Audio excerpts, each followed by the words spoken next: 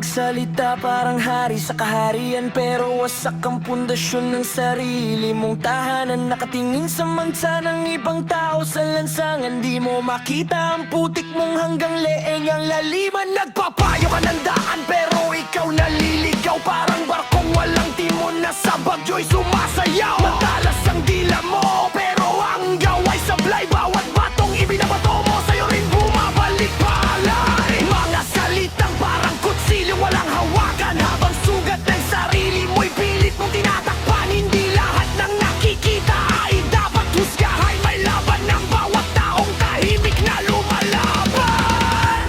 Tumingin ka muna sa salamin bago mo ituro ang mali. Baka ang hinahanap mong kalaban nasa refleksyon mo rin pala nakatala. Ayusin mo muna buhay mo bago ang buhay ang iba.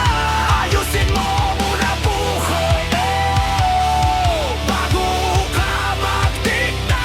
Hindi mo hawak ang kapalaran nila, hindi ka Diyos para humatoy basta-basta. Ayusin mo muna buhay mo bago ang buhay ang iba.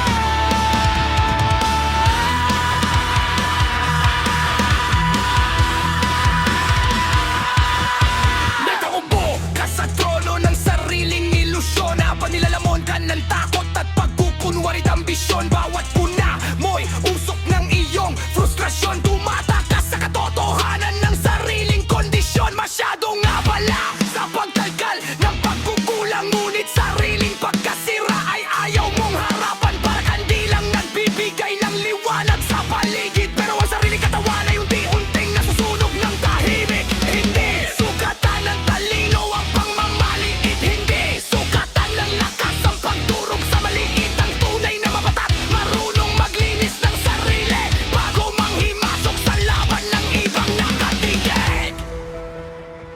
Bulong mo, mali sila, pero naitanong mo ba kung gaano ka rin kamali? Bago mo husgahan ang sugat ng iba, tingnan mo muna kung gaano kalalim ang sugat mo. Ayusin mo muna buhay mo bago ang buhay ng iba. Ayusin mo muna puso mo bago ka magdikta. Walang perfectong tao sa mundong ibabaw, kaya tigilan na pagkatula parang ikaw ang batas. Ayusin mo muna buhay mo, ayusin mo muna sarili mo bago ang buhay ng iba.